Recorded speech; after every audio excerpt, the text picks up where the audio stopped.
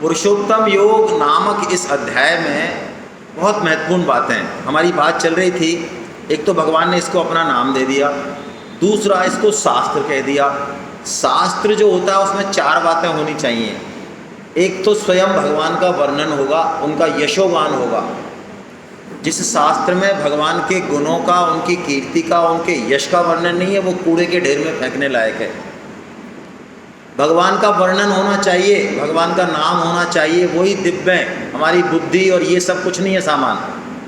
तो भगवान का वर्णन हो, हम भगवान के अंश हैं, यानी जीव का वर्णन हो, और ये जो सृष्टि है, जो माया ने रची है, भगवान की जो शक्ति है, ये जगत, इसका भी वर्णन हो। ये जगत कैसे बनता है, कैसे हमको पकड़ता है, कैसे छोड़ते हैं, और एक इन तीनों के बीच में आपस में संबंध क्या है वास्तव में।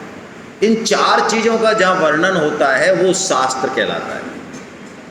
और हमें बड़ा आश्चर्य होगा कि इस अध्याय में मात्र 20 श्लोक हैं और भगवान ने 5-5 श्लोक बोले 4 बार। एक में संसार का वर्णन किया, एक में जीव का वर्णन किया, एक में खुद का वर्णन किया, और एक में आपस में इंटरलिंकिंग बताया। जीव का ट्रांजैक्शन कैसे होता है एक देह से दूसरी देह में, वो बताया। सिर्फ 5-5 श्लोकों में बताया। इसका जो पहला श्लोक है वो बहुत विलक्षण है, लेकिन इसकी बैकग्राउंड क्या है इस अध्याय का, वो हम थोड़ा देखें। कल हमने देखा भगवान ने गुणातीत होने के लिए एक उपाय बताया। कल देखा हमने 3 गुण पढ़े हमने, सत्य, रज और तम, और हमें इन 3 गुणों से पार जाना है ना। ये 3 गुणों से हमारा कोई संबंध है नहीं, हमने मान लिया है। तो पार जाना है, तो पार जाने का कोई सरल तरीका अर्जुन ने पूछा भगवान से। गुणों से पार जाना है, माया से पार जाना है, एक ही बात है। अपने स्वभाव में सुधार करना है, एक ही बात है। गुण, स्वभाव, कर्म, हमारी वृत्ति यानी हमारा एटीट्यूड जो है, ये सब एक ही बात है, इंटरलिंक्ड है। जैसा हमारा स्वभाव होगा, यानी जैसे हमारे गुण होंगे, वैसे हम कर्म करेंगे। राजस आदमी राजस कर्म करेगा, तामस आदमी तामसी कर्म करेगा। तामस आदमी बीच में अपना व्हीकल खड़ा कर देगा, साइकिल खड़ा कर देगा, उसको कोई लेना देना नहीं है, दोनों तरफ जाम लग गया है, और उसको कहोगे तो झगड़ेगा वो एकदम आपसे, है ना। ये तामस है। तो जैसे कर्म करते हैं वैसा स्वभाव बनता है, वैसे गुण पुष्ट होते हैं। तो हमें पहले अपने कर्मों को ठीक करना पड़ेगा, और कर्मों से भी पहले जो कर्मों के पीछे की जो शक्ति है, जो प्रेरणा है, जो संकल्प है, उसको ठीक करना पड़ेगा। ये गीता की ऐसी बात है जो कहीं नहीं मिलती। सभी शास्त्रों में कर्म करके भगवान की प्राप्ति बताई। ठीक है, ये बहुत लंबा रास्ता है।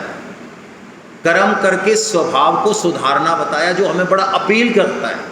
आप देखेंगे टीवी पे आजकल जितना फैशन चल रहा है, जितने संप्रदाय, सब पे यही टेक्निक है, अपने कर्म सुधारो, अपना ऐसा करो और अपनी ज़िंदगी ठीक बनाओ ना। ये बहुत लंबा रास्ता है, जन्म बीत जाते हैं। गीता उल्टे तरीके से बताती है, लिफ्ट का रास्ता बताती है। गीता कहती है पहले ये जो हमारा अहम है, बुद्धि का भी मालिक अहम यानी हमारी पहचान, हम हैं कौन। अभी हमारी पहचान है हम स्त्री हैं, हम गोरे हैं, हम काले हैं, हम अच्छे हैं, हम बुरे हैं, ऐसी हमारी पहचान है। दुनिया भर की कई तरह की पहचान है। गीता कहती है यदि हमने इस पहचान को ठीक कर लिया, एक बार इस अहम को यदि ठीक कर लिया हमने बहुत दृढ़ता से, तो इस अहम से हमारी बुद्धि, मन, हमारे कर्म वगैरह सब ठीक हो जाएंगे, और बहुत जल्दी हमारा स्वभाव बदल जाएगा। सत्संग करते हुए भी, शास्त्र पढ़ते हुए भी हमारा जो स्वभाव नहीं बदलता, उसके पीछे सत्संग या शास्त्र दोषी नहीं है, उसके पीछे दोषी है हमारा खुद का संकल्प। हमारा संकल्प बहुत कमज़ोर होता है। हम शास्त्रों की बातों को सिर्फ जो है वो सुनते ही सुनते हैं, है ना, उन पर हम पालन नहीं करना चाहते। लेकिन यदि हम संकल्प को एकदम दृढ़ कर दें, बिल्कुल दृढ़ कर दें, आप पक्की बात मानिए, स्वामी जी तो कहते हैं रातों रात काम हो सकता है, रातों रात। मैं आपको एक उदाहरण से अपनी बात स्पष्ट करूंगा तो समझ में आएगा।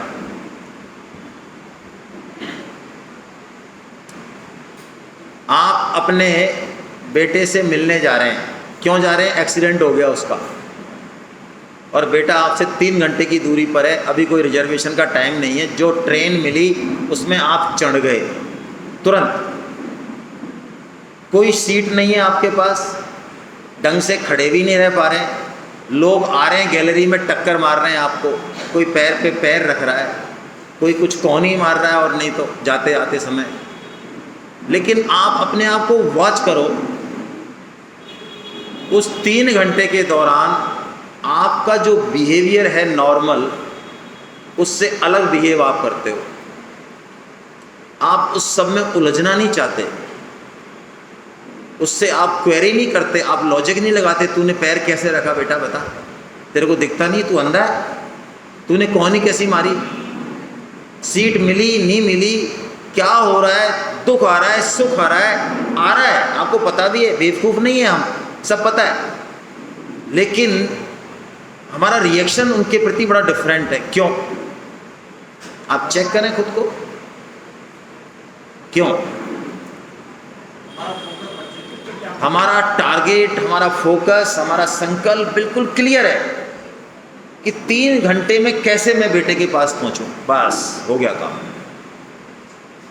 स्वामी जी से कोई कहता मेरा भजन में मन नहीं लगता, मेरे को गीता समझ नहीं आती, मैं तो माला करता हूँ लेकिन कुछ होता ही नहीं है।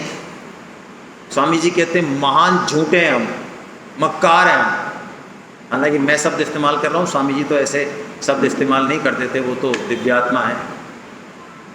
जिस दिन हमारा दृढ़ उद्देश्य बन गया उस जीवन के लक्ष्य प्राप्ति का, भगवत प्राप्ति का, उस दिन ये संसार, ये घर, ये पति, ये पत्नी, ये बिजनेस, ये क्या कर रहा है क्या नहीं कर रहा है, ठीक है हम ट्रीटमेंट करेंगे, बिहेवियर करेंगे, लेकिन ये हमें अफेक्टेड नहीं कर सकते।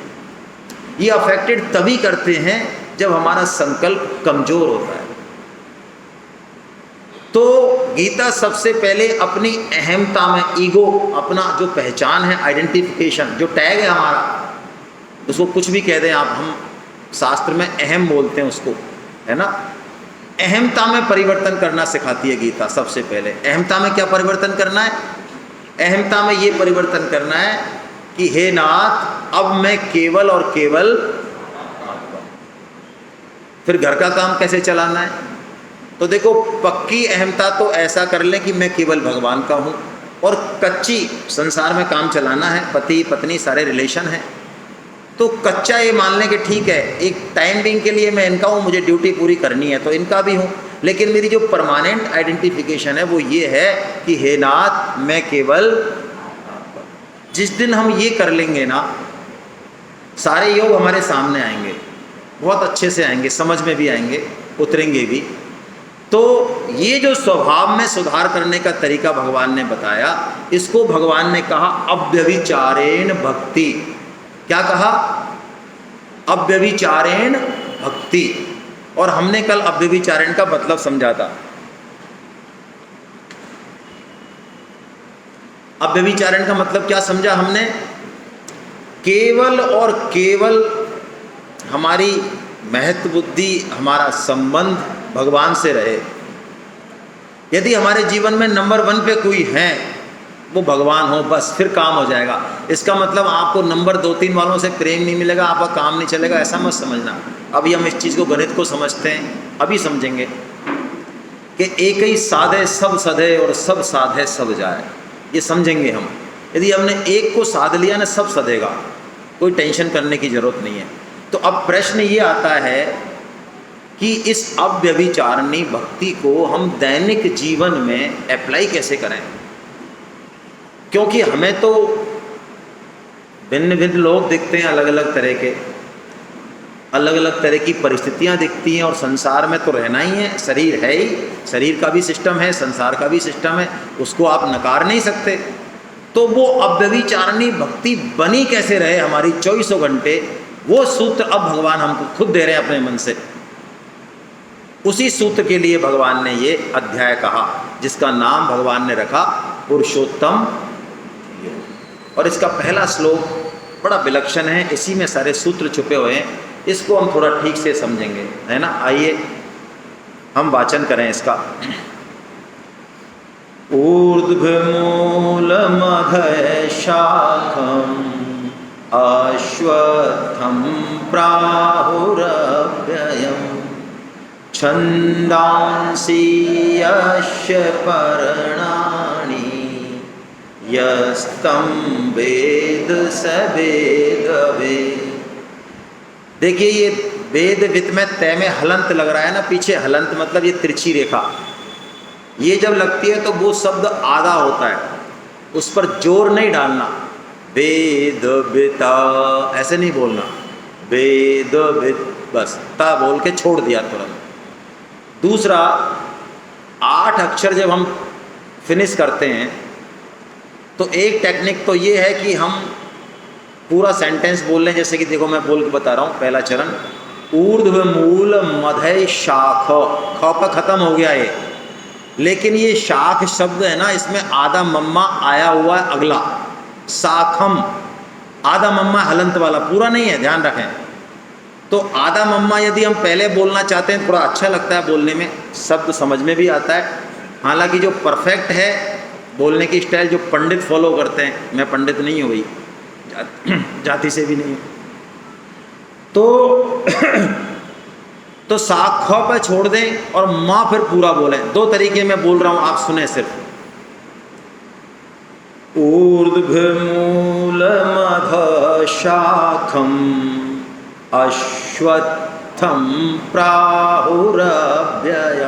यदि आप आधा मैं पहले बोल देते तो फिर आपको ए, क्योंकि मैं और ए से मिलके मैं पूरा बनता है, तो ए आप वहाँ पे लगाना पड़ेगा आपको खुद को।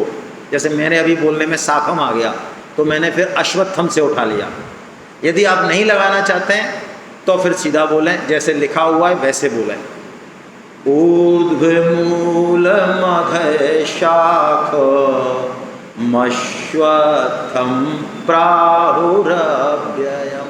दोनों ही तरीके सही हैं, कोई खास बात नहीं है, जैसा आपको उचित लगे वैसा आप बोलें। क्या कह रहे हैं भगवान इस श्लोक में? भगवान इस श्लोक में संसार का वर्णन कर रहे हैं 5 श्लोक तक। सबसे पहले संसार का वर्णन, और भगवान ने उस संसार का वर्णन कैसे किया? वृक्ष से किया। वृक्ष की उपमा दे दी भगवान ने कि यदि इस संसार को तुम वृक्ष मान लो पूरे को, तो अब मैं बताता हूं कि ये संसार रूपी वृक्ष कैसा है, वो भगवान बता रहे हैं। सबसे पहली बात जो बताई भगवान ने, सबसे इंपॉर्टेंट बात, ये संसार रूपी वृक्ष का जो मूल है यानी जड़ है, वो कहां पर है? ऊपर है या नीचे है? नीचे नहीं है ऊपर है। देखो आप, यही बस समस्या है। जो इस बात को समझ जाएगा वो संसार को ही समझ जाएगा, फिर संसार में वो कभी दुखी नहीं हो सकता यदि इसको समझ गया तो। संसार में, जगत में जो वृक्ष होते हैं उनकी जड़ कहाँ होती है? और पेड़ होता है ऊपर। लेकिन ये संसार जो है ना, कृष्ण रूपी जड़ से, उस बीज से प्रकट है। और कैसे फैल रहा है? तना आया, तना है ब्रह्मा जी, तने से फिर ब्रांचेज आई मोटी मोटी, वो हम हैं। फिर हमने खूब सारे कर्म किए तो फिर हमें अलग अलग योनियाँ मिली, जितनी भी 84 लाख योनियाँ हैं वो सारी टहनियाँ हैं। फिर हम सुख दुख भोगते हैं, ये करते हैं। ये सारा अनंत संसार वृक्ष है, ये बहुत लंबा चौड़ा है, वेदों में इसका वर्णन है। लेकिन जो हम समझना चाह रहे हैं उसको समझें हम बात को, कि इसके मूल भगवान है। मैं आपसे एक प्रश्न करता हूं तो आपके जीवन की एक बहुत बड़ी समस्या आप सॉल्व होगी। कई लोग कहते हैं हम IIT की तैयारी कर रहे हैं, हमें गीता पढ़ने का समय नहीं मिलता, है ना, और भी हमारे पास बहुत सारे बहाने हैं। लेकिन चूंकि ये बुद्धि लॉजिक मांगती है ना, और भगवान लॉजिक से नहीं पकड़ में आते हैं, भगवान लॉजिक से परे हैं। तो यदि आप गीता पढ़ते हैं तो वो IIT में कितना सहायक होगा इसका कैलकुलेशन आप नहीं कर सकते। आप कोई भी एग्जाम दे रहे हैं, आप कुछ भी कर रहे हैं, यदि आप भगवान की वाणी सुन रहे हैं, पालन कर रहे हैं, आपका क्या चेंज हो रहा है अंदर से। जैसे कि आज हमारे योगी साहब बता रहे थे, प्रदीप जी योगी जी बहुत बड़े विद्वान हैं ये योग के, लेकिन गीता कुछ और बताती है। आप नाड़ियों के बारे में जानो, नाड़ियों का शोधन करो, ये अच्छी बात है, करना चाहिए। लेकिन आपने मूल ठीक कर लिया ना, तो आप नाड़ियों के बारे में जानो ना जानो, कुछ ना जानो, वो सब कुछ सही हो जाएगा आपका, सब कुछ सही हो जाएगा। और इतना बढ़िया सही होगा जो आप आसन प्राणायाम से शायद ठीक नहीं कर सकते। तो देखिए, हमें किसी वृक्ष को यदि पल्लवित पुष्पवित करना है तो हम पानी कहाँ देते हैं? जड़ में देते हैं। अच्छा, जड़ आपको दिखती है क्या? जड़ जो नहीं दिखती उसको तो आप पानी देते हैं, और जो दिखता है सामने, पेड़ है, तना है, फूल है, फल है, उसकी आप कोई परवाह करते नहीं है ज़्यादा। क्यों देते हैं आप जड़ में पानी? चांदनी क्यों देते हैं जड़ में पानी? ये चांदनी बिटिया कह रही है हमारी, ये बहुत है ना, कभी गलत आंसर नहीं देती है। ये कह रही है कि जड़ जो है सब जगह पहुंचा देगी, एक एक पत्ते के कोने में भी वो जड़ पानी यदि ज़रूरत है तो पहुंचा देगी, इसलिए हम जड़ में दे देते हैं। ये संसार हमें दिख रहा है, और हम जो दिख रहा है उसी की पालन पोषण में लगे रहते हैं, लेकिन कभी भी हम जड़ की परवाह, आप जड़ की परवाह ना करें और ऊपर ही ऊपर से स्प्रे मारते रहें और जड़ कमज़ोर हो जाए, वो पेड़ फलेगा? हम रात और दिन अंधी कमाई करें, दौड़ें, यूट्यूब के वीडियो सुनें, शरीर को स्वस्थ बनाएं, सब काम करें, लेकिन जड़ की हमें परवाह नहीं, टाइम ही नहीं हमारे पास जड़ के बारे में सोचने तक का। ये सब फालतू की बातें हैं। आपको क्या लगता है आप सफल हो पाएंगे अपने लक्ष्य में? जो भी आपका भौतिक लक्ष्य है, शरीर को ठीक रखना तो, बिजनेस करना तो, कंपटीशन फाइट करना तो, नहीं हो पाएगा। देखिए, संसार में हम जितनी भी उपलब्धि अर्जित करें किसी भी क्षेत्र में, अच्छी बात है, वो बुरी बात नहीं है। आप बहुत बड़े डॉक्टर हैं, इंजीनियर हैं, सोसाइटी को कुछ दे रहे हैं, कुछ और कर रहे हैं सोसाइटी में, एक है ना डायरेक्शन दे रहे हैं, और बड़ा नाम है आपका, पीएचडी है आप, बहुत अच्छी बात है ये। लेकिन आप इस चीज़ को सुन लें अब अच्छे से, ये सब जीरो है। क्या है ये? जीरो है। आप कितने ही जीरो इकट्ठे कर लें, उनकी वैल्यू क्या रहेगी? जीरो को जीरो में जोड़ें तो क्या आएगा, और जीरो को जीरो से गुना करें तो क्या आएगा? तो लाइफ का टोटल एक बहुत बड़ा जीरो। आप अपने आप में कुछ भी मानते रहे, वो अलग बात है, उसकी चर्चा ही नहीं है यहाँ पे, ना उसका कोई तर्क है। लेकिन आपने जीवन में सिर्फ एक ही जीरो इकट्ठी करी चाहे, लेकिन इस मूल को पकड़ लिया, इस एक को पकड़ लिया आपने, तो आपकी ये जीरो क्या बन जाने वाली है? 10 बन जाने वाली है, और 2 कर दी तो 100 बन जाने वाली है। ये जीवन का सूत्र है, बस इसको हम पकड़ लें। राम नाम को अंक है, और अंक बिना सब सून, और अंक गए कछु हाथ नहीं, अंक भये 10 गुण। यदि हमने एक अंक पकड़ लिया ये, तो हम जो कुछ कर रहे हैं संसार में, जो भी कर रहे हैं, छोटे से छोटा काम, वो भी बहुत बहुत हमें भगवत प्राप्ति कराने वाला है। झाड़ू लगाने मात्र से, रोटी बनाने मात्र से, अपना बिजनेस रात और दिन करने मात्र से यदि भगवत प्राप्ति हो जाए, तो ऐसा सुंदर उपाय और कहाँ चाहिए, कहाँ मिलेगा? आम के आम, और ये टेक्निक है, इस अध्याय का मूल है, ये सार बात है। इस पे, इसको फोकस कर लें दिमाग में कि भगवान इस संसार की जड़ है। तो यदि अब हम किसी की भी सेवा कर रहे हैं, परिवार में, समाज में, देश में, तो अल्टीमेटली हम किसकी सेवा कर रहे हैं? भगवान की कर रहे हैं।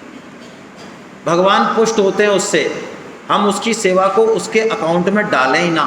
यदि आपने किसी पर्टिकुलर आदमी के अकाउंट में सेवा डाल दी तो आप फिर परेशान होने वाले हैं। हम किसी को छोड़ते नहीं हैं। हम तो इतने इंटेलिजेंट हैं कि अपने बेटे बेटी को भी जो हमने अब तक पैसे दिए हैं वो भी हमारे पास डायरी में लिखे हैं चुपके से। वो कभी बोले ना तो हम उसके मुंह पे मार देंगे डायरी, देख ये तेरे लिए हमने क्या क्या खर्चा किया, तेरे लिए कितने कितने कष्ट सहे हमने।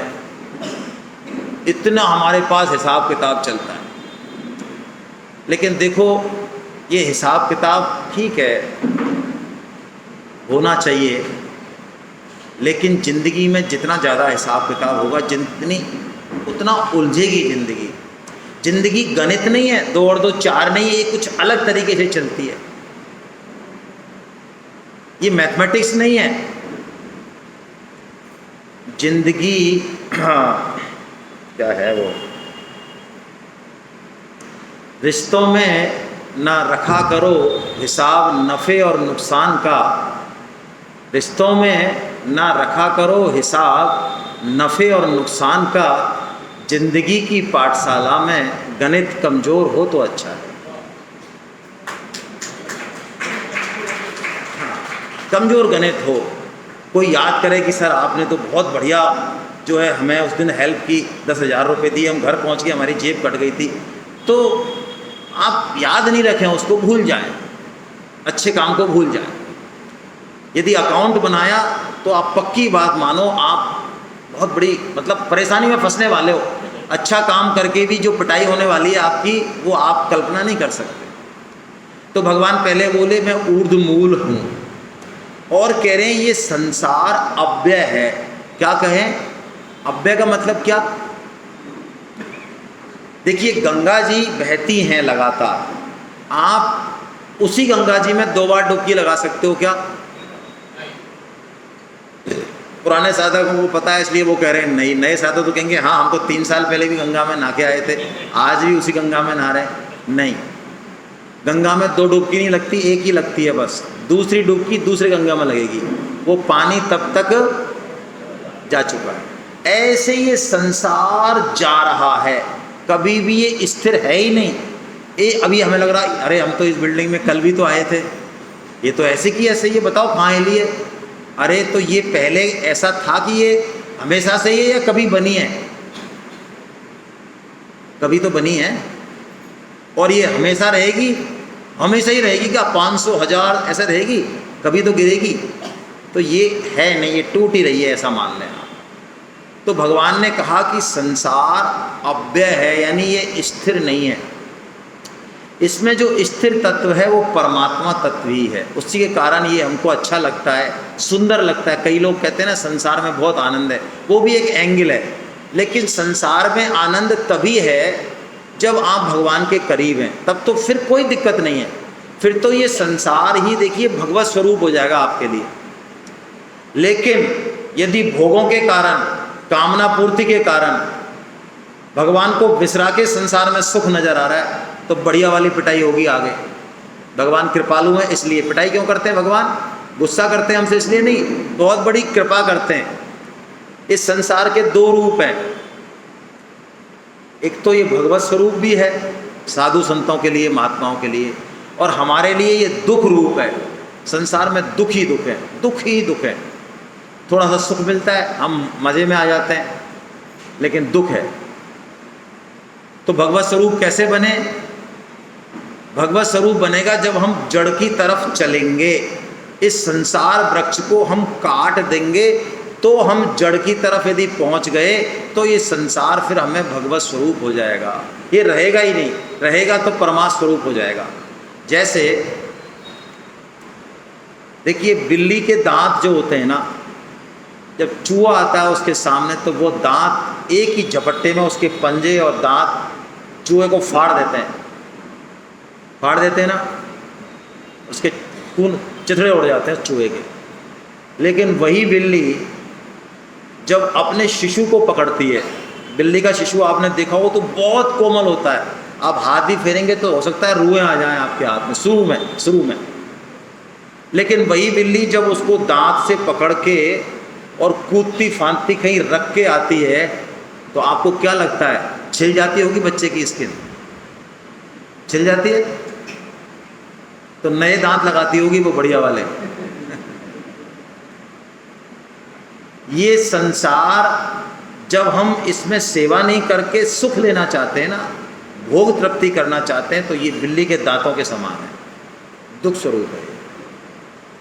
लेकिन जब हम भगवान की बात मानना चाहते हैं तो ये संसार भगवत स्वरूप हो जाएगा। तो आइए इस संसार को हम कैसे काटें, इस संसार वृक्ष को, और उस जड़ तक कैसे पहुँचें। ये इतना लंबा चौड़ा संसार है, ये काटने में कैसे आएगा। लेकिन भगवान हमें एक औजार दे रहे हैं, एक कुल्हाड़ी दे रहे हैं। यदि उस कुल्हाड़ी को हमने समझ लिया तो ये संसार एक क्षण में कट जाएगा, फटाफट कट जाएगा, कितना ही बड़ा हो चाहे। स्वामी जी कहते हैं आपके पास 100 ग्राम रुई है और आपके पास जो है 1 ट्रक रुई है, तो 100 ग्राम रुई को जलाने के लिए तो 1 तीली चाहिए और 1 ट्रक रुई को जलाने के लिए 1 ही चाहिए। अरे तो बस ऐसे ही है, ये कितना ही लंबा चौड़ा संसार हो इस कुल्हाड़ी से कट जाएगा, कोई दिक्कत नहीं है ना। उस कुल्हाड़ी का नाम क्या है और वो कुल्हाड़ी क्या है वो हम देखते हैं। आइए पढ़ लीजिए श्लोक, अच्छा श्लोक है, इसका थोड़ा सा चरण लूँगा बस मैं। न रूपमश्येह तथोपलभ्यते नाम तो न चादिर न संप्रतिष्ठा अश्वत्थमेनं सुविरूढ़मूलम् असंगशस्त्रेण दृढ़ेन छित्त्वा। क्या कह रहे हैं भगवान? इस वृक्ष को काटने का तरीका बता रहे हैं। वो कह रहे हैं तू असंगता रूपी शस्त्र से, असंगता, कल हमारी चर्चा हो गई। असंगता का क्या मतलब है? हम संग ना करें। संग का क्या मतलब है? आसक्ति ना करें, राग ना करें। किसमें? वस्तुओं में, व्यक्तियों में और परिस्थिति में, 3 चीज़ों में। ये स्थिति बहुत बढ़िया है। ये एसी कमरा है, कथा वहाँ हो रही है। यार कथा तो वहाँ हो रही है, लेकिन देखो अब ये एसी, ये स्थिति तो छोड़ेंगे नहीं हम, कथा चाहे जाए। ये परिस्थिति का संग करना है। ये जितने भी लोग जो मेरे प्रिय हैं ये बने रहें हमेशा, ये मरे ना और मैं भी ना मरूं। ये किसका संग करना है? व्यक्तियों का संग करना है। मेरे को तो मेरे ही घर में नींद आती है, मेरे को तो मेरी ही गाड़ी चाहिए, उसमें जिस तरह के तकिए वगैरह लगे हुए हैं। और आप जैसा आदमी यदि कहीं पहुंच जाए तो वो कितना तूफान मचाता है छोटी छोटी चीज़ों के लिए, वो आपको पता ही है। वो जहाँ भी जाएगा उस घर को लेके जाएगा खोपड़ी में भर के। वैसे तो चले नहीं वो घर, यहाँ ले जाएगा खोपड़ी में भर के। ये किसका संग है? ये पदार्थों का संग है, परिस्थिति का संग। हम चाहें ना चाहें, हम सामर्थ्यवान हों चाहे कमजोर हों, कोई फर्क नहीं पड़ता। वस्तु, व्यक्ति और परिस्थिति जाएगी ही, कोई रोक नहीं सकता। और जाएगी नहीं, जा ही रही है। बताइए हम 3 दिन पहले मिले हुए थे क्या? मिले हुए थे? नहीं मिले हुए थे। बीच में कितने दिन मिले? और अंत में अब होने वाला क्या है? वियोग ही होने वाला है। अब आप समझिए, संसार में वियोग ही सत्य है। समझें यदि समझ सकते हो तो। यदि बुद्धि जो है भोगों में लगी हुई है, सुखों में लगी हुई है, तो ये कुछ समझ नहीं आएगा। संसार में वियोग ही सत्य है और परमात्मा से योग ही सत्य है। हम चाहें तो भी परमात्मा से अलग नहीं हो सकते। मान लें अलग हो गए, मान लें हो नहीं सकते। वो हमेशा हमारे साथ हैं। नरक में जाएं तो, स्वर्ग में जाएं तो, गधा बने तो, पिटाई हो तो, बड़ाई हो तो, हर जगह परमात्मा साथ है। संसार साथ लगता हुआ भी लग रहा है कि ये परिवार साथ है, घर साथ है, ये है नहीं, ये जा रहा है। इसको पकड़ लें तो ये संसार वृक्ष खत्म हो जाएगा, फिर सदुपयोग हो जाएगा इसका। क्योंकि भगवान ने इस संसार वृक्ष को पीपल का वृक्ष कहा। क्या कहा? अश्वत्थ। क्या कहा? अश्वत्थ। अश्वत्थ यानी पीपल। हम हवन करते हैं तो कौन सी लकड़ी काम में लेते हैं? पीपल की लेते हैं। इसके मायने क्या है, कितना बड़ा मैसेज है। आप देखें ये गीता के एक शब्द में कितना बड़ा मैसेज है। पूरी लाइफ टर्न करने के लिए बहुत है एक शब्द ही। वैसे भी मैं आपको बताऊं, गीता के 700 श्लोक तो छोड़ो, एक श्लोक भी हम पूरी जिंदगी पचा नहीं सकते हम सब, जरूरत भी नहीं है। श्लोक का एक चरण यदि जिंदगी में आ गया हमारे, बस हो गया काम, बेड़ा पार है, बस बल्ले बल्ले हो गई। एक चरण मात्र, दूसरे की जरूरत ही नहीं है। तो अश्वत्थ का मतलब है कि ये संपूर्ण संसार, यानी ये शरीर, ये घर, ये धन, ये पावर, ये सब किसके लिए मिला हमको? यज्ञ करने के लिए। किसके लिए मिला? यज्ञ करने के लिए। यज्ञ का मतलब मेरी ड्यूटी करने के लिए, सेवा करने के लिए। बहुत स्पष्ट मैसेज है। अब ये अध्याय इसलिए भी विलक्षण है कि भगवान यहाँ पर एक ऐसी बात बोलते हैं जो इससे पहले कभी नहीं बोली और इसके बाद भी कभी नहीं बोली। और स्वामी जी महाराज ने जो हमको महामंत्र दिया, जिसके बारे में चर्चा हो रही है, कि हम जब भी याद आए मन में बोलते रहें, जोर से बोलते रहें, हे नाथ, हे नाथ, हे मेरे नाथ, मैं केवल आपका हूँ, हे नाथ। बस इतना ही, बस कुछ नहीं चाहिए भगवान को। हमारा ज्ञान नहीं चाहिए, तप नहीं चाहिए, और ये पैसे तो बिल्कुल नहीं चाहिए। इसमें तो आप बिल्कुल ऐश्वर हो जाओ, मस्त हो जाओ एकदम। एक चवन ही नहीं चाहिए भगवान को। क्या चाहिए? सिर्फ और सिर्फ हम कह दें भगवान को कि हे नाथ, हम केवल आपके हैं। स्वामी जी कहते हैं, पिताजी रोज ऑफिस जाते हैं, चाबी उठाते हैं टेबल से और चले जाते हैं। तो एक दिन वो छोटा सा बच्चा जो चलना सीख रहा है अभी, उसके ये इच्छा होती है कि मेरे पापा हैं, मेरे पिताजी हैं, तो मैं चाबी देता हूँ। तो जैसे ही पिताजी कपड़े वपड़े पहन के आते हैं तो वो जाता है हिलते हिलाता, अब चलना तो जानता नहीं। वो चाबी उठाता है और चाबी उठा के पिताजी को देने लगता है, इतने में चाबी समेत लुढ़क जाता है। तो बताओ अब पिताजी को चाबी कहाँ से उठानी है? नीचे से उठानी है। अभी कहाँ से उठाते? मेज से उठाते, बड़े आराम से उठाते। अभी झुकना पड़ेगा। तो बताओ इसने अच्छा काम किया कि बुरा काम किया? लॉजिक वाले बताओ, लॉजिक वाले। लेकिन पिताजी प्रसन्न हो जाते हैं, अरे वाह बेटा, तू बड़ा हो जा, तू खुश हो जा। अरे क्या खुश हो जा, तेरे तो नाश कर दिया इसने। बस उस भाव से वो पिताजी की, ये मेरे को चाबी देना चाहता है। हम जीवों में सामर्थ्य है कितनी? अरे क्या यज्ञ तप करेंगे हम, फालतू की बातें, ज्ञान भक्ति सब जी मिलती है बस फोकटिया, है ना। हम सिर्फ कह दें भगवान को, वो सुनने को तैयार है। बस इतना सुनना चाहते हैं हमसे मात्र, हे नाथ, हे मेरे नाथ, मैं केवल आपका हूँ, मैं आपकी शरण में हूँ, आप कृपा करो, मैं आपको भूलूं नहीं। नारायण नारायण नारायण नारायण। बस ये सुनना चाहते हैं। ये बोलते ही भगवान परम प्रसन्न हैं, कुछ नहीं चाहते हमसे वो। हम आड़े तो, तिरछे तो, काले तो, कलूटे तो, गोरे तो, अरे क्या लेना देना है इनसे। योग जानते हैं तो ज्ञान है कि नहीं है? अरे हटा इन सब चीज़ों को। ये सब क्या उधार का सामान है? कुछ नहीं है ये सामान। ये लिफ्ट का रास्ता बताया स्वामी जी ने। और अब इसमें एक बहुत सूक्ष्म बात है। हम तो कह रहे हैं कि भगवान तुम हमारे ही हो। क्या भगवान भी कभी कहते हैं कि मैं तेरा हूँ? भाई हम तो कह रहे हैं, ये देखो ये अंबानी जी जो है ना, ये हमारे खास चाचा जी हैं। और अंबानी जी से कोई पूछे कि यार वो आपके वो संतोष, कौन संतोष गुप्ता? अरे कि वो हट पूरी में कुछ नहीं, मेरा कुछ नहीं, खबरदार, मेरा कोई लेना देना नहीं है उससे। उसने कोई पैसे वैसे लिए हो, मेरा कोई गारंटी नहीं है, मैं रिस्पॉन्सिबल नहीं हूँ। तो अब बताओ, हम रात और दिन चिल्लाते रहे हम अंबानी के, कोई मतलब है? कोई मतलब है क्या?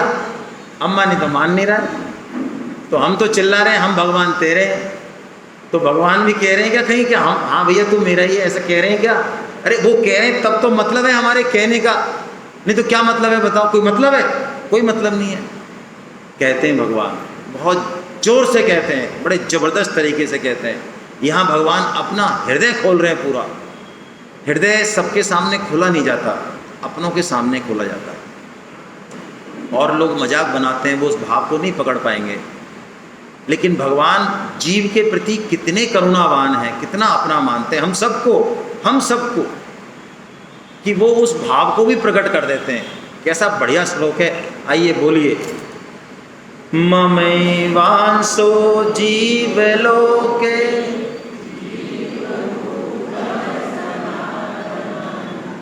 मनः षष्ठानि इंद्रियाणि प्रकृतिस्थानि कर्षति। अरे अर्जुन, ममैवांसो, माम एव अंशो, तू केवल और केवल, एव का मतलब है केवल और केवल, दूसरा कोई ऑप्शन ही नहीं, तू केवल मेरा है। लेकिन तुझे क्या हुआ, तेरे साथ तू है तो मेरा और मेरे यहाँ सब आराम है, लेकिन घर में देसी घी की रोटी, बढ़िया ऑर्गेनिक सब्जी होते हुए भी तेरे को चट पड़ गई पिज्ज़ा खाने की, तो तू खा कचरा मर, मैं क्या करता हूँ।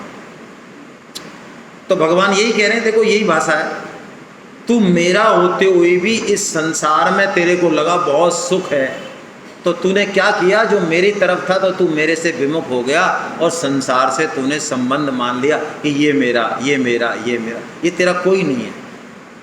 लेकिन तू मान रहा है, तो बस यही तेरे दुखों की जड़ है। यदि हमें किसी दिन समझ में आ जाए कि ये संसार मेरा नहीं, और हम पलट जाएं थोड़ा सा कि भगवान मेरे हैं, बस हो गया काम, बस इतना ही तो करना है। अध्यात्म का मतलब इतना ही है, इतना सा टर्न है बस, और कुछ नहीं है अध्यात्म। भगवान ने घोषणा कर दी कि तू जीव बना हुआ है, जीव भूत, भूत है नहीं तू, भूत प्रेत नहीं है तू तो मेरा प्यारा बच्चा है, सुंदर, लेकिन तू भूत बन गया। भूत का मतलब प्राणी मात्र होता है, ठीक है ना। तो तू भूत बन गया। मनस्सष्ठानि, ये जो मन है और तेरी पांचों इंद्रियां है ना, जब तक इनमें रस रहेगा हमारा, तब तक दृष्टि भगवान की तरफ नहीं होगी, नहीं होगी, नहीं होगी।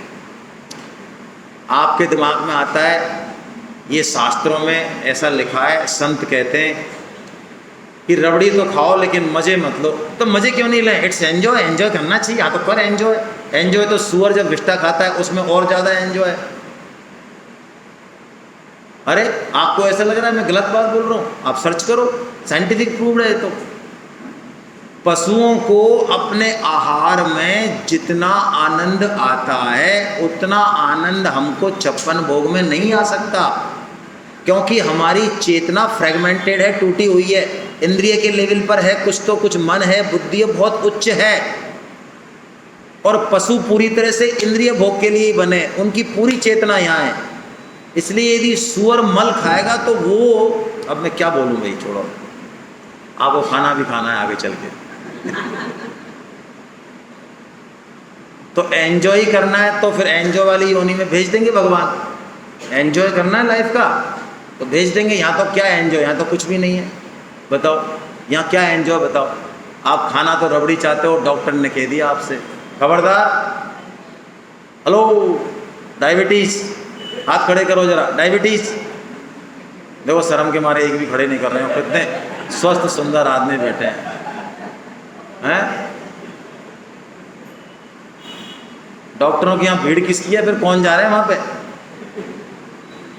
अच्छा, आपने किसी पशु को सुना, यार मेरे डायबिटीज हो गई, बड़ी दिक्कत है भाई साहब, आजकल मैं इस गली में जाता नहीं हूँ, ये लोग बहुत मीठा खाते हैं, ऐसा सुना? अच्छा, किसी को सुना हमारे यहाँ लिफ्ट पे भीड़ लगती है ना, मर रहे हैं, नंबर ही नहीं आ रहा हमारा। तो किसी को सुना गाय को, भैंस को, यार आजकल घुटनों में बड़ी प्रॉब्लम हो रही है भाई साहब, है ना। योगा भी करते हैं हम, खाना भी अच्छा सा खाते हैं, डाइटिशियन लगाया हुआ है, वो भैंस कह रही है मैं डाइटिशियन की सलाह से ही खाती हूँ, लेकिन फिर भी घुटनों में दर्द है, ऐसा सुना? हेलो, बीपी, डिप्रेशन, हम तो अच्छा तुम्हारा बेटा आईएएस में आ गया, तू आईएएस में सिलेक्शन हो गया तेरा, ले मर गए हम तो, गए बस गए हॉस्पिटल। अब वहीं राम नाम सत्य होगा इसका। अच्छा तुमको 5 करोड़ का फायदा हुआ है इस बार।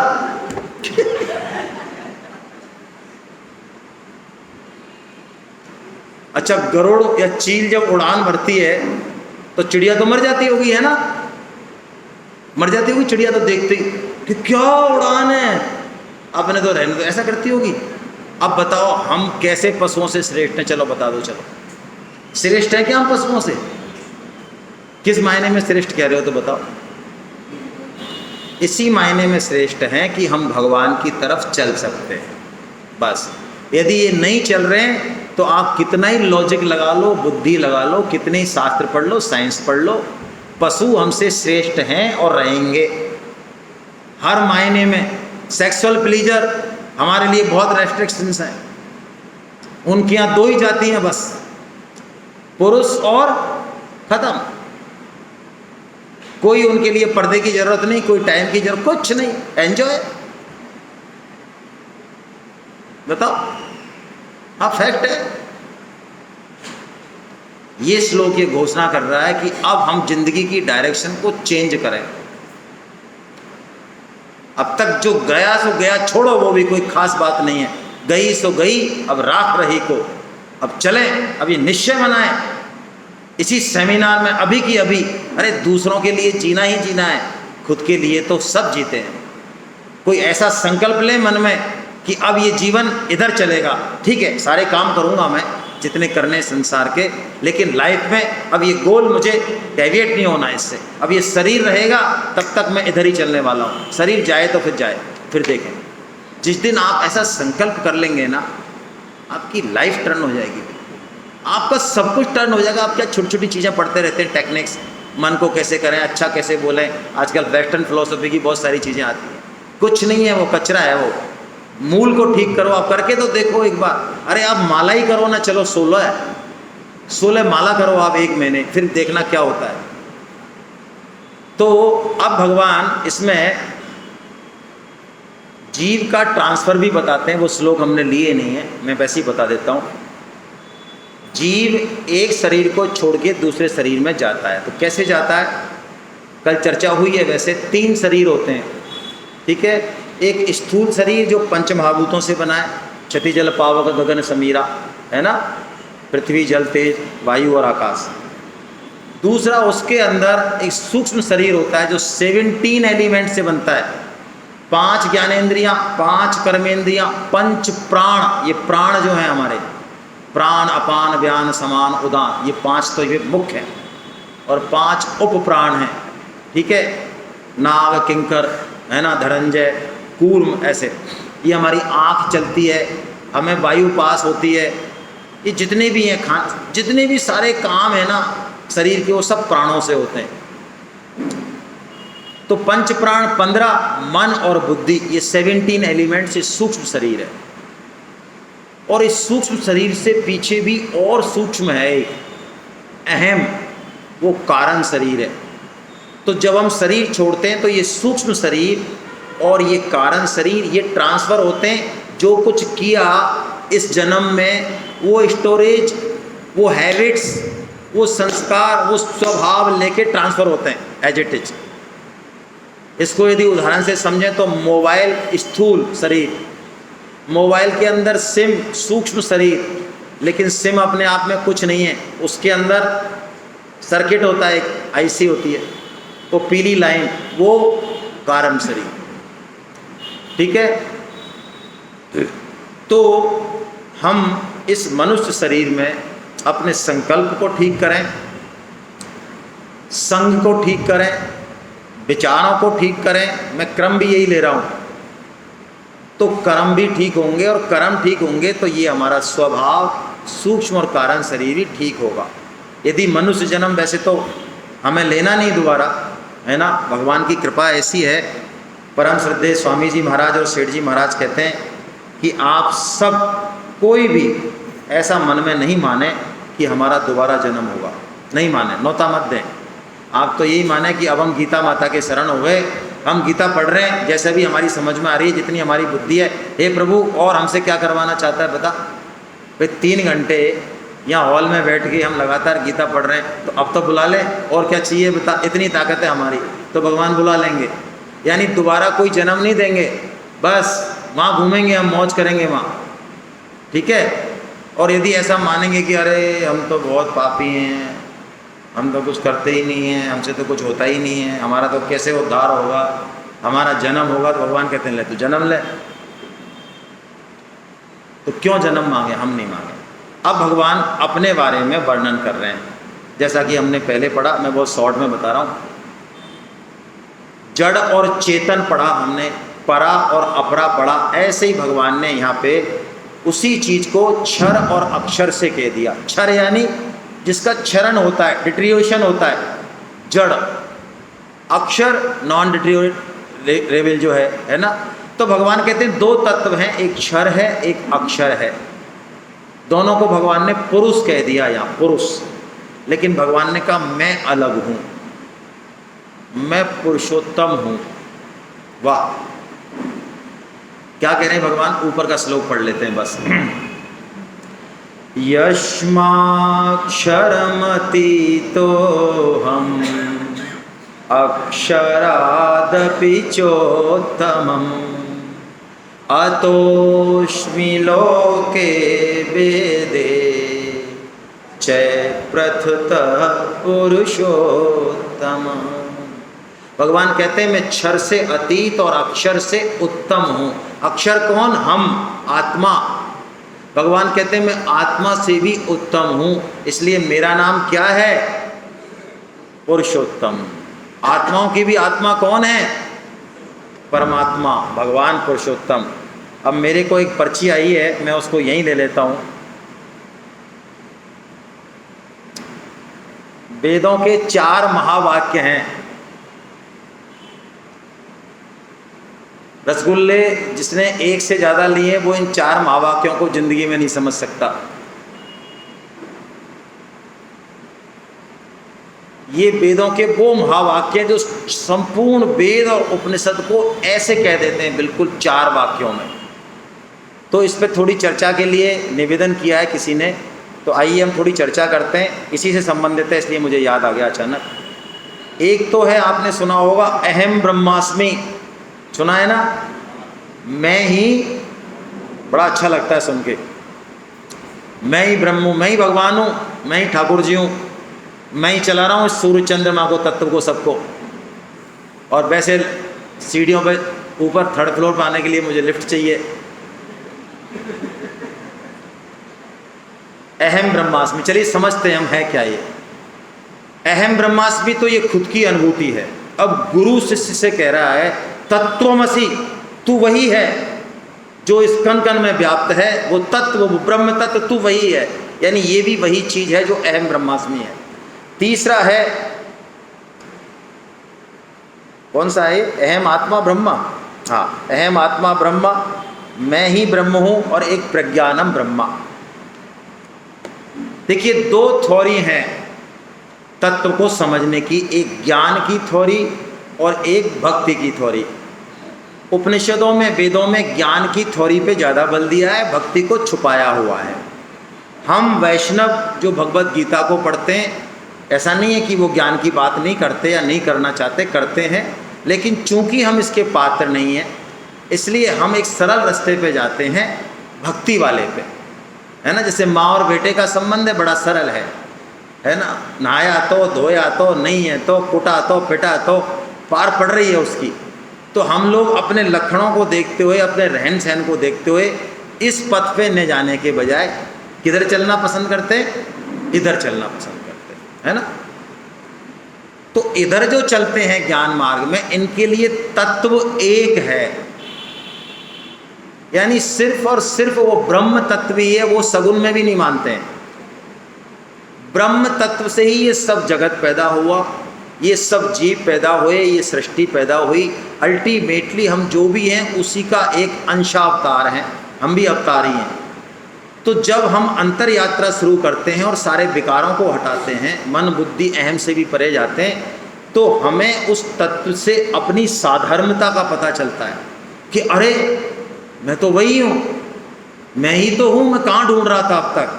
तब ये उद्घोष आता है कि अहम ब्रह्मास्मि, अहम ब्रह्मास्मि। लेकिन ये भी समाधि से ऊंची अवस्था है, लेकिन अंतिम अवस्था नहीं है। ठीक है, वो वैष्णव ग्रंथों में बताया है, जब तक मैं ब्रह्म हूं यहां तक दौड़ है, तब तक ब्रह्म की प्राप्ति पूरी तरह से नहीं हुई, क्योंकि मैं अभी बचा हुआ, मैं जब तक बचा हुआ है तब तक ब्रह्म अलग है और मैं अलग हूं। तो ब्रह्म तो उसमें टुकड़े नहीं है। तो जिसको ब्रह्म की अनुभूति हो जाती है वो चुप हो जाता है। यदि कोई कहता है कि मैं ज्ञानी हूं तो इससे बड़ा झूठ दुनिया में कोई नहीं है। यदि आपको भी लगता है, अपने अंदर पूछना, अभी तो नहीं कहेंगे हम कोई भी, कमरे में जाके पूछना दर्पण के सामने कि मैं ज्ञानी हूँ, मैं सुंदर हूँ। इसका मतलब है अभी ज्ञान की सुंदरता की कमी है, बहुत कमी है।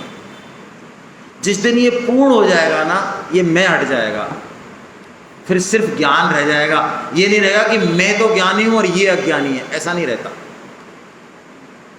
परम श्रद्धेय स्वामी जी महाराज कई बार प्रवचन करने में सकुचाते थे, कहते नहीं थे। हमको तो कोई माइक दे दे तो हम मरे नहीं छोड़ें, चाहे चार तरफ से आदमी आ जाए, वो कहते हैं आज तो मौका मिला, घर में तो हमारी कोई सुनता नहीं है, यहाँ तो सुन तो है। स्वामी जी बड़ा सकुचाते थे बोलते हो। आप समझिए, बहुत गहरी बात है ये, कोई ऐसी बात नहीं है मजाक की, क्योंकि अब ज्ञान की बात चल रही है तो थोड़ी गहराई तो होनी चाहिए। देखिए, बोलेगा कौन? जो ये समझेगा कि मेरे पास तो कुछ है, मैं तो ज्ञानी हूं, और ये लोग कौन बैठे हुए हैं। और जिसको ब्रह्म के दर्शन हो रहे हो, जगन्नाथ जी के दर्शन हो रहे हो, वो किसको सुनाएगा और क्यों सुनाएगा? ये बोलना भी अज्ञानियों का ही काम है। परम श्रद्धेय स्वामी जी महाराज सबको ब्रह्म स्वरूप देखते थे, तो वो किसके लिए बोले, किस में कमी देखें? सभी और हैं भी, सब ब्रह्म ही तो हैं, बैठे हुए हैं तो। लेकिन वो ये भी जानते हैं कि यदि मैं नहीं बोला तो जिसका कल्याण होना है तो ब्रह्म स्वरूप, लेकिन इनको अभी अनुभव नहीं है ना, दृष्टि नहीं है ना। तो संत अपने उसके लिए नहीं, हमारे हेतु के लिए बोलते हैं, हमारे पर्पज के लिए बोलते हैं कि इसकी दृष्टि हो जाए किधर, जो ये है इसके लिए बोलते हैं। वो उपदेश नहीं देते। ये अहम ब्रह्मास्मि की स्थिति है। और गुरु यही बताता है शिष्य को कि देख, ये जो तत्व जल में है, सूर्य में है, चंद्र में है, बहुत सारे एक्सपेरिमेंट हैं, 12 एक्सपेरिमेंट है, मैं तो चर्चा नहीं करूँगा, दिक्कत होगी, टाइम लगेगा। इन सब में जो तत्व है वही तो तू है, तत्वमसि वो है। जैसे भगवान श्री कृष्ण कहते हैं ना, वही तत्वमसि है। अरे अर्जुन, तू क्या पूछता फिर रहा है, विभूति विभूति, ये बताओ वो बताओ। देख ना, मैं, ये कौन बैठा है तेरे सामने, सारी विभूतियों का मालिक तो मैं बैठा हूं। ये तत्वमसि है। और प्रज्ञानम ब्रह्मा और अहम आत्मा ब्रह्मा, वो ब्रह्म तत्व ही व्यापक है, वही लीला कर रहा है। हम ऐसा समझें, और जब तक नहीं समझते हैं तब तक भक्ति के मार्ग में हम दो चलते हैं, या एक चलता है या दो चलते हैं।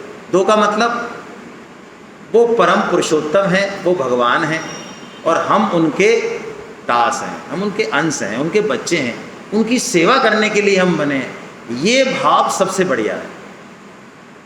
हालांकि जिनको ज्ञान की उल्टियाँ हो रही हैं वो तो इसी को मानेंगे, और आजकल भीड़ इन्हीं की ज़्यादा है ना। आप ध्यान में चले जाओ, कहीं भी चले जाओ, वहाँ अहम ब्रह्मास्मि का उद्घोष आता ही सबको ऐसे लगता है, हाँ भाई आपको ब्रह्म बना दिया, अब क्या चाहिए, अब आपकी जेब से पैसे निकाल लो और आपको ये कहो कि आप भगवान के सेवक हो। सेवक, सेवा करो, पत्नी की करो, सबसे पहले तो जाके पति की करो, बच्चों की करो, घर की करो, समाज की करो, यही काम है तुम्हारा, यही भगवान है, इन सब की सेवा करो, तब वो तत्व पता चलेगा।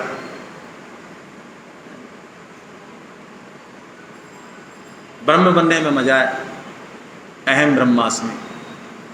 ये बहुत ऊंची स्थितियां हैं, इन पर चर्चा, मेरा ये मन है कि इन पर चर्चा ज़्यादा नहीं करनी चाहिए। जिस बात को हम समझते ही नहीं, हम जानते ही नहीं, बस पढ़ी पढ़ाई चीज़ें हमने बोल दी, कोई मतलब नहीं है। हम तो जो करना है वो करें। अब भगवान कह रहे हैं अर्जुन सुन, लास्ट पॉइंट, लास्ट, इति गुह्यतमं शास्त्रम इदम उक्तम मया नघा एतद् बुद्ध्वा बुद्धित्वा स्यात् कृतकृत्यश्च मानवा।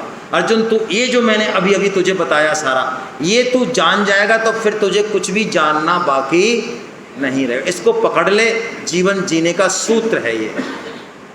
मैं अब आपसे निवेदन करूंगा हाथ जोड़ के, इस भगवत गीता की सेमिनार में हमारे कई बार भगवान की कृपा से कुछ भाव बनते हैं, कुछ संकल्प होते हैं।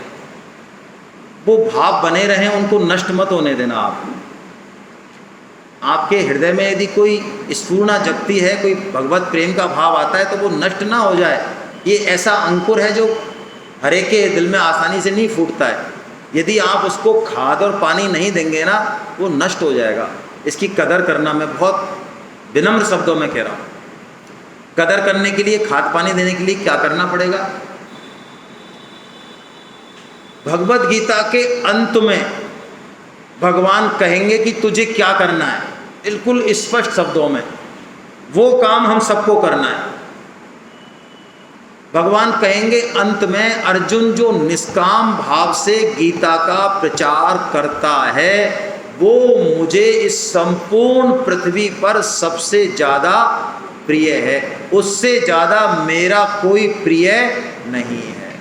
तो अब यदि हमने गीता को समझा, वास्तव में उस भाव की रक्षा करना चाहते हैं, तो जितनी हमारी कैपेसिटी है, जितना हमको समय मिलता है, जितना हमारा सर्किल है, जितनी हमारी जिम्मेदारी है, उतना हमको गीता प्रचार करना चाहिए अभी से। यदि आप गीता प्रचार नहीं करेंगे तो मैं आपको बिल्कुल स्पष्ट शब्दों में कह रहा हूँ, अभी आप जिस भाव में हैं, ये भाव 2 दिन, 5 दिन, 10 दिन, 15 दिन बाद ऐसे हो जाएगा। ऐसे फिर आपसे फ़ोन करेंगे ना हम कि अच्छा वो क्या हुआ आपका डॉक्टर साहब, वो आप, हाँ अच्छा वो गीत, हाँ अच्छा कौन बोल, अच्छा हाँ नहीं अच्छा था, बढ़िया था, लेकिन अभी थोड़ा सा हम काम कर रहे हैं, बाद में देखेंगे, बाद में बात करते हैं, शाम को मिलते हैं। ये संसार हमको इतनी आसानी से जकड़ लेगा, लेकिन आप डेली बेसिस पे, सफलता मिले असफलता मिले वो कोई मतलब नहीं, आप डेली बेसिस पे यदि ये कहें कोई भी, देखिए गीता का प्रचार करने के कई तरीके हैं, और घर से शुरुआत करनी है, रिश्तेदारों से करनी है, फ्रेंड सर्किल से करनी है, इतनी जिम्मेदारी है। संसार में तो पूरे संसार को सुधारने का ठेका तो हमारे पास है नहीं। लेकिन आप पक्की बात मान लिए, एक व्यक्ति भी यदि आपकी बात मान लेता है और वो गीता से जुड़ जाता है, उसकी रॉयल्टी आपको आएगी। और आपको मैं ये बात अब कैसे कहूँ भाई, देखिए भगवत गीता इस रॉयल्टी से ही समझ में आती है, बुद्धि से समझ में नहीं आती है। मैंने ऐसे व्यक्ति देखे हैं जो भगवान का काम करते हैं लेकिन गीता नहीं पढ़ते, और उनसे जब कोई प्रश्न पूछता हूँ मैं, तो वो उनके मुंह से ऐसा उत्तर निकलता है जो गीता पढ़ने वाले नहीं बता सकते।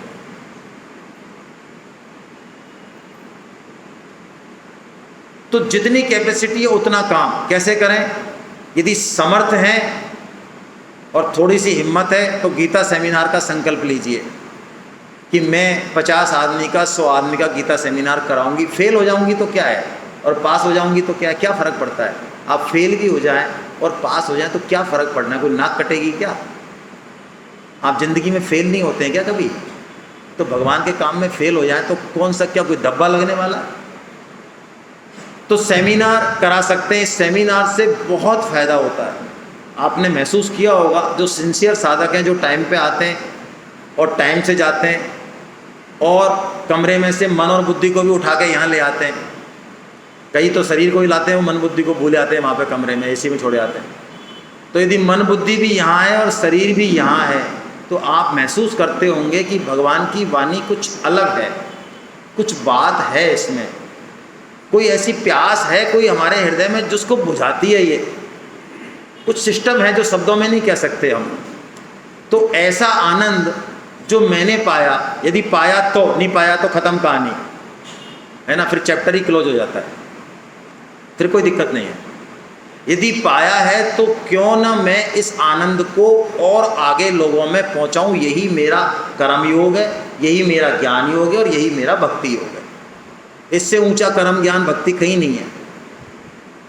देखिए भागवतम में एक ऐसा श्लोक है, आप सुनेंगे तो आप हम सबको शर्म आए शायद। ऋषभ देव जी पंचम स्कंद में, भागवतम में 12 स्कंद हैं, 18,000 श्लोक हैं। पंचम स्कंद का पंचम अध्याय, श्लोक नंबर मुझे याद नहीं है, ऋषभ देव जी बोलते हैं वो माता पिता है ही नहीं जो अपने बच्चे को भगवत प्राप्ति के मार्ग पे ना लगा दें। वो सिर्फ बायोलॉजिकल मशीन है। वो गुरु नहीं, वो मित्र नहीं, वो भाई नहीं, वो पति नहीं, वो पत्नी नहीं, जो अपने आश्रित को लगा नहीं दे यहाँ भगवान। यानी हमारा ये प्राइम ड्यूटी है कि हम पुरजोर कोशिश करें भगवान की बात का प्रचार का। तो पहला माध्यम सेमिनार कराएं। हर कोई आदमी सेमिनार नहीं करा सकता, संभव भी नहीं है। तो जब भी सेमिनार हो मैं आपको सबको ग्रुप से जोड़ दूंगा, है ना। आप मुझे यदि इस ग्रुप में नंबर है तो मैं जोड़ लूँगा, ग्रुप में यदि नहीं जुड़े हुए हैं तो मुझे व्यक्तिगत आप नंबर भेज दें। मेरे नंबर किताब के पीछे लिखे हुए हैं, इस किताब के पीछे आगे लिखे हुए हैं, तो मैं आपको जोड़ दूंगा। तो आपको उस गीता की सूचनाएं मिलती रहेंगी और उस ग्रुप में कोई बकवासबाजी नहीं होगी। आप कर भी नहीं सकते, वो वन वे ट्रैफिक है ना। तो छोड़ जाते हैं कई विद्वान लोग जुड़ने के बाद। तो छोड़ना चाहें तो छोड़ें और जुड़े रहना चाहें तो जुड़ें, कोई समस्या नहीं है। तो कहीं भी कोई सेमिनार हो और उसमें आपका यदि ऐसा लगता है कि मैं उसमें कंट्रीब्यूट कर सकता हूँ, 2 बंदे भेज के 4 बंदे भेज के करें, ठीक है। तीसरा तरीका, गीता क्लास चलेंगी आपकी फिजिकल, उड़ीसा में तो चली रही है, अब फिजिकल चलेंगी। जब गीता क्लास अनाउंस हो हम अनाउंस करेंगे, उसकी फ़ीस भी रखते हैं हम 500 रुपये, 550 रुपये। तो ज़्यादा से ज़्यादा लोगों को गीता क्लास में जोड़ें। कई कहते हैं अरे ये आएगा नहीं, ये पैसे तो दे देगा, तो पैसे ही ले आ तू उससे, हमको तो पैसे ही चाहिए, ऐसा मान ले। अरे हमने बड़े बड़े करोड़पति देखे, अभी मैं नाम नहीं लूँगा, चक्कर पड़ेगा, गए कई तो गए छोड़ के, है ना। ये करोड़पतियों की जो है ना, ये 500 रुपये पर अटक जाती है। गरीब तो फिर भी भूल जाता है। 500 रुपये यदि आपने निकाल लिए ना तो वो फ़ोन भी करेगा, अच्छा कब से क्लास चालू हो रही है भाई साहब, और वो आएगा भी और वो सुनेगा भी। तो गीता क्लास में जोड़ें उसको, ज़्यादा से ज़्यादा लोगों को। और आपके हाथ में गीता की टीका है, आप चाहें तो हम लोग तो कोशिश करते हैं, ये जरूरी नहीं है यही टीका हो गीता की। गीता प्रेस की जो किताबें हैं वो अल्टीमेट हैं। गीता प्रेस गोरखपुर की किताबें अल्टीमेट है। वो कोई भी किताब आप उठाएं और अपने कोई फंक्शन हो, शादी का हो, चाहे क्या शर्म है, कोई शर्म नहीं है। हंसें तो हंसें लोग, बर्थडे हो, कोई भी फंक्शन हो, बांटें लोगों को 50 किताब 100 किताब, पैसा ले लें, लेना है तो ये तो फ्री बांटें, जैसा भी हो। प्रचार करें, भगवान की बात को हमको लोगों तक पहुंचाना है। ये तरीके तो हमने बताए, हो सकता है आपके पास और भी अच्छे तरीके हों, करें, लेकिन करें अवश्य। यदि आप नहीं करेंगे, आप मेरी बात मान लें, आप भगवान की बात को नहीं समझ पाएंगे। आपको सत्संग में मजा लगेगा, आनंद लगेगा गीता में, लेकिन कोई ज़्यादा लाभ नहीं होगा आपको। हाँ, भगवान का काम अवश्य करेंगे आप, तो चाहे आप गीता पढ़ें चाहे ना पढ़ें, मैं आपको बिल्कुल फैक्ट कह रहा हूँ, वो गीता पढ़ने का भी लाभ आपको अपने आप मिलने वाला है। भाई यदि भगवान को अपना मानते हैं तो हम सब करेंगे। आप अपनी दुकान का एडवर्टीजमेंट करते हैं कि नहीं करते हैं? अपनी क्लिनिक का एडवर्टीजमेंट करते हैं नहीं करते हैं? ट्रेन में भी जा रहे होंगे ना, और आपकी मान लो इलेक्ट्रॉनिक्स की दुकान है और सामने वाला बात कर रहा है, यार हमको एक टीवी लेना था, छोटे भाई की शादी है, और एक फ्रिज लेना है, एक माइक्रोवेव ओवन लेना, तो आपके कान एकदम खड़े हो जाएंगे ऐसे, और आप उससे कैसे भी कैसे करके बड़ी स्टाइल से मीठे अंदर, फिर आपको ट्रेनिंग की ज़रूरत नहीं है, फिर आपको गीता सेमिनार की ज़रूरत नहीं है। फिर आप कहेंगे अच्छा भाई साहब आप जयपुर जा रहे हैं ना? कहाँ रहते हैं जयपुर में आप? हाँ हम भी जयपुर ही रहते हैं, और हमारी दुकान पे आओ आप, ये हमारा कार्ड है, आपको बिल्कुल बढ़िया चीज़ देंगे हम, टॉप एकदम। कितना, देखो कितने चतुर लोग हैं हम, और जब भगवाना काम करेंगे, अरे इसको फ़ोन किया तो सही लेकिन ये उठाती नहीं है, इसको व्हाट्सएप भेज दिया हमने, जितने भी हमारे ग्रुप थे सबको व्हाट्सएप भेज दिया। तुम्हारे व्हाट्सएप को कौन चाटने बैठा है? व्हाट्सएप बिल्कुल ना करें, और करें तो करें, व्हाट्सएप से कुछ नहीं होता गीता में। फ़ोन करें, व्यक्तिगत परसुएंस करें, पूछें किताब पढ़ी क्या? नहीं अभी नहीं पढ़ी, परसों पढ़ूंगी। परसों वो पूछें पढ़ी? अरे नहीं आज तो मेहमान आ गए। अच्छा अब कब पढ़ोगी? कल पढ़ूंगी। कल फिर फ़ोन करें, पढ़ी? घर जाएं, क्यों नहीं पढ़ी, क्या दिक्कत है, खींच के लाएं क्लास में। ऐसे आप एक व्यक्ति को भी लगाएंगे, उसका फल है। इस बुद्धि को ज़्यादा भाव नहीं दें। तो अब हम आपके पास आ रहे हैं थोड़े समय के लिए। आप में से जो संकल्प करना चाहते हो वो हाथ खड़े कर देंगे, हम माइक लेके आएंगे। माइक देना बेटा, थोड़ा जग जा मेरे भाई, सो गया।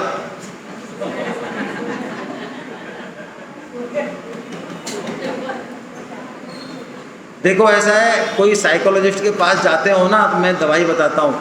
कई लोगों को नींद की बीमारी होती है और डॉक्टर भी परेशान हो जाता है। मैं सही कह रहा हूँ, आप इसको सीरियसली लो।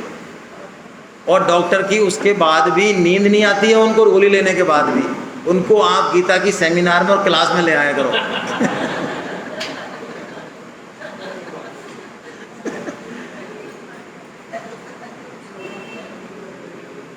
जितना भी आप करना चाहें, देखिए मैं जो अब आपके पास आ रहे हैं, आप एक नंबर अवश्य दें।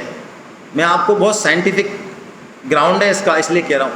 आप जब तक कमांड नहीं देंगे ना इसको कि मैं 10 रजिस्ट्रेशन कराऊंगी, या ऐसे नहीं, हम तो रात और दिन काम करेंगे, आप चिंता मत करो, ये छोड़ो रात और दिन, रात दिन मत करो, आराम से खाओ पियो मौज करो, हम जो कह रहे हैं वो करो।